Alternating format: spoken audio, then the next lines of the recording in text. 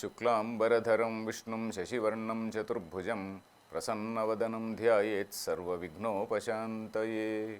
Om. Dear friends, welcome to Geeta. We were seeing the 28th shloka yesterday, 28th shloka of 3rd chapter, that is Karma Yoga, 28th shloka, that is Tattvavittu Mahabaho Gunakarma Vibhagayoho. Krishna was telling about how the senses and the sense organs they have evolved, how the body-mind complex has evolved, because this is something which only philosophy can talk. So that is the reason why I was saying that Bhagavad Gita should not be seen as a mere religious text. It is a sort of philosophical composition also. It is a summary of the philosophy of the Upanishads. It is telling about the evolution of the body-mind complex and what is this human being and what is the universe and what is his relation with the ultimate reality, etc., etc. So in this shloka what he was saying was, this jnani is a person who knows that he is not the doer. The doer is the body-mind complex. The doer is gunaha guneshu vartante. These sense organs and also motor organs, they are seeking the sense objects. So these senses are derivatives of those sense objects. So naturally these senses are seeking those sense objects. So he is aware of it. So that is the reason why iti matva na sajjate. Then what is his attitude? When he knows this, what is his attitude? He is not attached to them. Na sajjate means he is not attached. Okay, for whatever, according to whatever is the law of the land, let we say, we use the modern word, to use a modern word, we say that is the law of the land. We follow the law of the land, we follow whatever is the procedure, whatever is dharma, whatever are the etiquette and manners, we all follow that. But he is not attached to that. He is not attached to that thing, oh, I am this I, that notion of I, it is not there. And consequently, he is also not expecting that result of that action. So that is the difference between a jnani and an ordinary man. So the next shloka is talking about how the ordinary people get attached, how a jnani does not get attached. So with all the background discussion we have had regarding the gunas and whatnot, gunas are the three components of this nature, and with all the background which we had yesterday, we can understand this verse easily. So this verse 29 says, Prakruter guna sammudhaha sajjante gunakarmasu tan akrutsna vido mandan krutsna vinna vichalayet. So this is talking about the difference between an ordinary man and a jnani. So what does an ordinary man do? That is prakrutehe guna sammudhaha, that is prakrutehe gunaihi sammudhaha, that is the people who are deluded by the activities of this prakriti. That is, they think that they are that body-mind complex. So they are deluded to think that I am this body-mind complex. I am seeking this thing. I want to achieve this. I do this, etc. Prakruter guna sammudhaha sajjante guna karmasu. Sajjante means they get attached. There is an attachment. They get attached to them. But the Atmavit, what does he do? Krutsnavit, tan akrutsnavidaha mandan. Krishna is using a word called krutsnavit. Krutsnam means samastam, sarvam, that is entire thing. The entire thing means, what does it mean, entire thing? That is, he knows about the entire thing means, what does it mean? Entire thing is Vishwam, let us say. And what is Vishwam? Vishwam Vishnur Vashatkara. And that line we have to remember. Vishwam Vishnur Vashatkara. That is, Vishwam is nothing but Vishnu. Vishnu is nothing but, Vishnu is the name in that context for that Brahman, supreme reality. Or Krutsnam. Krutsnam is the entire thing. That means once he knows about that supreme reality, he knows everything. That is what Upanishad says. Yasmin vijñāte sarvamidam vijñātam bhavati. Yasminnu bhagavo vijñāte sarvamidam vijñātam bhavati. A student goes to the teacher and he asks, oh my dear sir, I have heard that all the eminent people are saying that if you know one thing, it is like knowing everything. What is that? You please tell me. Please tell me about that nature of Brahman, that Tattvam, Brahma Tattvam, you please tell me. So that is how in one Upanishad, a student goes and asks a teacher. So like that, Krutsnam, it means samastam, everything. Everything means that once he knows that supreme reality, he knows everything. That means all things, they fall into their place.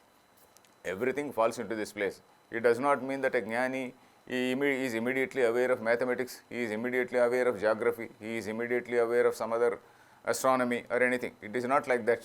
But he knows what these are and what are the limitations of all these things. He knows what is that supreme reality and what are the limitations of all this knowledge. So that is what is the basic thing which we have to understand. In one Upanishad called Chandogya Upanishad, there is a small discussion between Narada and Sanat Kumara. So we know that Narada is a very, very familiar name. Only Sanat Kumara we do not know. Sanat Kumara is one of those four eminent, very, very eminent sages. Sanat Kumara, Sanat Sujata, two more people. Those people, they are supposed to be the wisest people. They are all like boys. In films also we see they are like boys, and usually naked also, that is there, because they are not bothered about their appearance. So this Narada once, he asks Sanat Kumara to tell about Brahmajnana. He approaches Sanat Kumara and he requests him to tell about this Brahmajnana. Then he wants to know what all you know so far. You please tell me what all you have studied so far and what is it. So Narada says, okay, I have studied this, I have studied that, I have studied your Vedas, I have studied this, say some other some other Shastra, Tarka, Nyaya, Vyakarana, all those things, whatever is there, I have studied all those things. And Sanat Kumara says, all this is mere words. All these are mere words, not the real knowledge. The real knowledge is the knowledge of that self. Who are you? You are supposed to know.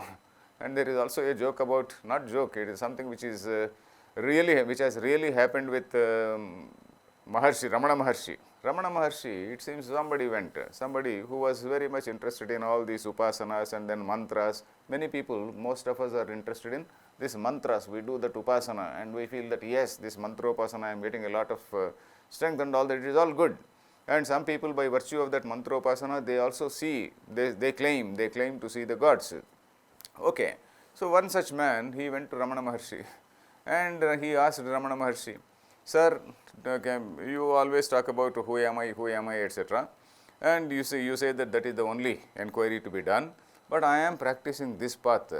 In this path, if I travel, that is that path of upasana where I recite some mantras and then mantra upasana and siddhi and whatnot. So do I attain that siddhi? So Ramana Maharshi, being a jnani, he doesn't discourage anything. In fact, a few days ago, we were seeing a sloka where Joshaye sarva karmani na buddhi bhedam janayet. That is, you are not supposed to confound people, you are not supposed to confuse people. You say, okay, you are doing the right thing, get along.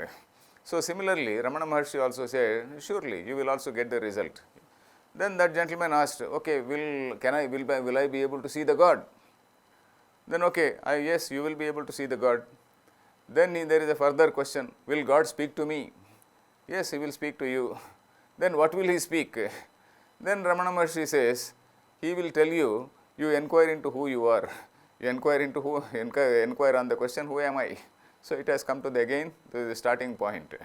So like that Krutznavit, once you know that Atma, you know everything. That is what is the meaning of the whole teaching of the Upanishads is that.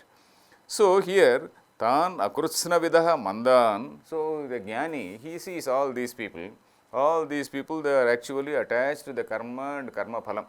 So this Krutsnavit na vichalayet. Krutsnavit means the person who knows everything. That means everything means not knowledge of physics, mathematics, etc.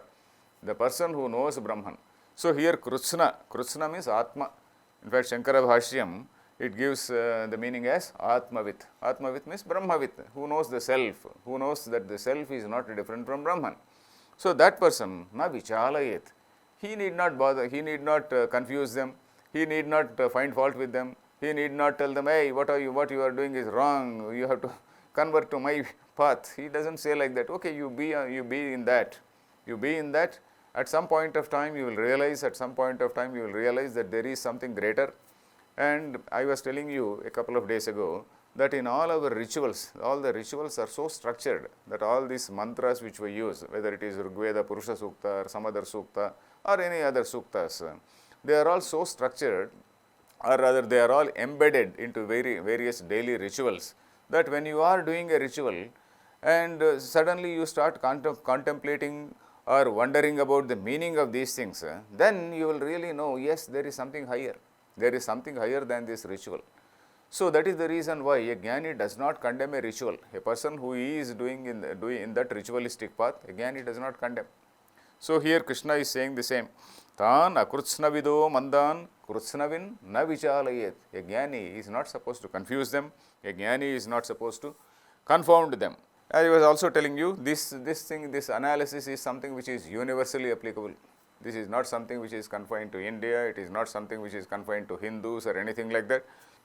Whether you take Western countries, like we have got Mahatmas here, they may not be wearing saffron robes and all that. There are also some great eminent people there. There are also saintly people there. For example, people like Emerson, people like Thoreau. Emerson and Thoreau. Emerson is called the Plato of America. And Thoreau, Henry David Thoreau, was a man who was so impressed by the philosophy of the Upanishads. The entire mind, his entire life, he was keeping that Bhagavad Gita. Actually, Bhagavad Gita was under his pillow. It was found under his pillow when that gentleman died. So like that, there are so many other people who are also saintly, who led very, very saintly lives. So there are people who are into this path of Vedanta. Even now we find so many eminent scholars. For example, there is a person called David Frawley, and that David Frawley, he writes about all this Vedanta and all that, and in fact he has also changed his name into Vamadeva Shastri. So there are various other people who are endowed with this Sattva Guna. There are people who are endowed with Rajoguna, and there are people who are, most of the people, endowed with Tamoguna. So like that, anywhere in the world, people, we find good people, we find people associated with Sattva Guna, people associated with Rajoguna, and people associated with Tamoguna. Probably only robots are probably not associated with any guna, probably, unless they are so programmed. Probably some scientist may think, and then he may also program this robot into some sort of sattvic activity, robot into some either aggressive or rajoguna activity. We do not know how this artificial intelligence is likely to take shape, but right now robots are still under the control of human beings, so we need not apply this theory of gunas to robots. So next shloka is about the 30th shloka. So in this 30th shloka, Krishna is saying, Mayi sarvani karmani sanyasya adhyatma chetasa. So this is the final instruction to Arjuna. In the earlier 3 shlokas, that is 27, 28 and 29, he talked about guna, how this Prakriti Parinamavada, I was using a technical term called Prakriti Parinamavada, how that Prakriti has changed or metamorphosed or transformed or evolved into this body-mind complex. So that is what he was saying in the 27, 28 and 29. Now, what are you supposed to do? You are not a jnani. Arjuna, he is telling Arjuna is not a jnani. Had he been a jnani, he would not have got it out.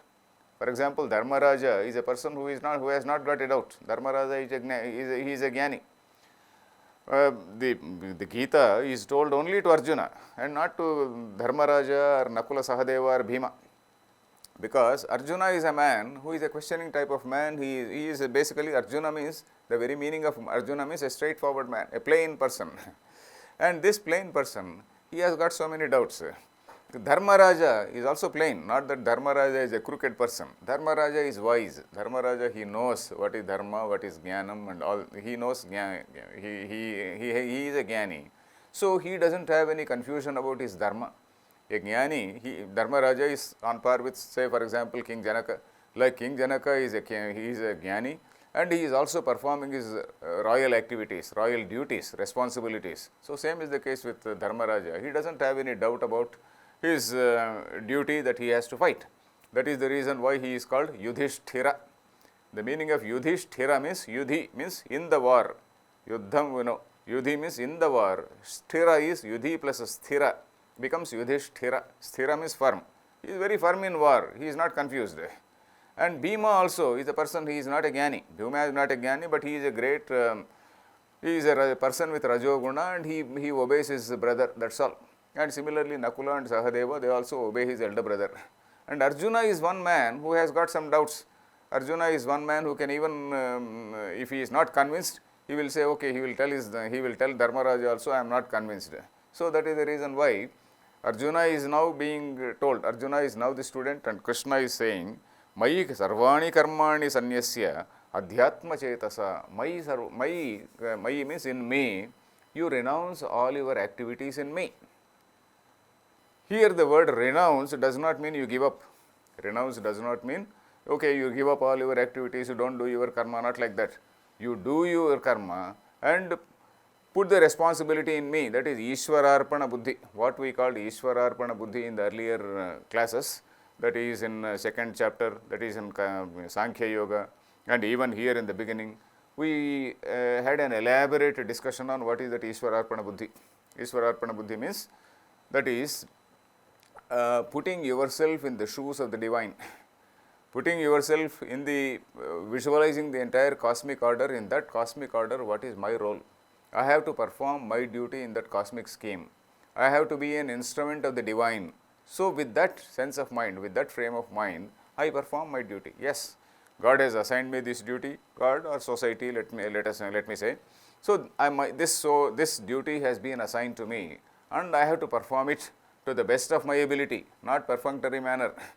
To the best of my ability, I have to perform, and I need the result will come. It is not as though if I do not seek that karma phala, okay, if you don't seek punyam, punyam may not come. But when you are doing your job in the office, the result will surely come. Whatever is the secular result, that secular result will come. Only the punyam, that ritualistic result, let us say, secular result versus ritualistic result. Ritualistic result, okay, you have got competence to say no. But whatever is the secular result, the paycheck will surely come. So, but then you are supposed to do your work as an instrument of the Lord, as an instrument of that as an instrument of that divine, in the interest of loka sangraha, that is in the interest of the society at large. So, that is what Ishwararpana Buddhi. Krishna is saying, Mai sarvani karmani sanyasya adhyatma chetasa. Adhyatma chetasa. This is again a very important expression. I am going into details because when we read Gita, we should also have some take-home message. Suppose I keep on telling some pleasant stories or anecdotes, etc. It doesn't. I will be cheating Lord Krishna. So, at the expense of being rather tough class, you may think it is also a sort of classroom. So, at the risk of being called rather vague, tough, whatever it is, I want to go into some details. I want to make them as simple as possible. So, here Adhyatma Chetasa. Chetas means mind. Adhyatma is what? Adhi plus Atma. That is, Atma means self. Adhi means about. Adhyatma means about self. That is a person who is inquiring into the nature of self. That is a person with a higher objective in mind. He is performing his work, no doubt. He is doing his karma yoga. A person who is doing his karma yoga. But at the same time, he is having a higher objective in mind, because this karma yoga has to lead him to chitta shuddhi, that is purification of mind. And with that purification of mind, he is having that higher goal of realization of Brahman. So, that is Adhyatma Chetasa is Viveka Buddhya. The commentators have said Viveka Buddhya, that is a discriminating ability, and discriminating as to what is real and what is unreal, and that higher goal in mind. And with that higher goal in mind, the second line says, Nirashihi nirmamo bhutva. Nirashihi. Nirashihi means devoid of any sort of expectation. I want this, I want this, I want this. So, that is expectation for one's own self. You give up that expectation. As I said, in a secular work, you will definitely get the result. When you are writing an exam, you will definitely pass in flying colors. When you are doing a job in a meticulous manner, you will definitely succeed and you will get marvelous success in that. But when you are talking about in the ritualistic sense, when you are not seeking punyam, naturally you will be avoiding punyam. That is a different thing. So, nirashihi, in that sense we can take without expecting that punyam, whatever it is. And nirmamaha. Nirmama means that mamakara is, mama is I, that notion of I. That nirmama means that ego, the sense of ego is being thinned down. In fact, realization, what does the word realization mean? Realization means this ego is totally dissolved into that supreme self. This individuated consciousness or this individuated ego is totally resolved into that supreme reality. So, that is what is realization. So, here nirmama means this karma yoga is a process of actually bringing down our ego. That ego thinning of ego is what is needed here. Yudhyasva vigatajvaraha. Yudhyasva means, it doesn't mean he is not asking him to fight. Yudhyasva means you do your job. In fact, this word yudhyasva, we saw it earlier also. So, probably I will explain this word in a slightly more detail tomorrow. We will stop here. Yudhyasva vigatajvara, we will see tomorrow. Harihi Om Tat Sat.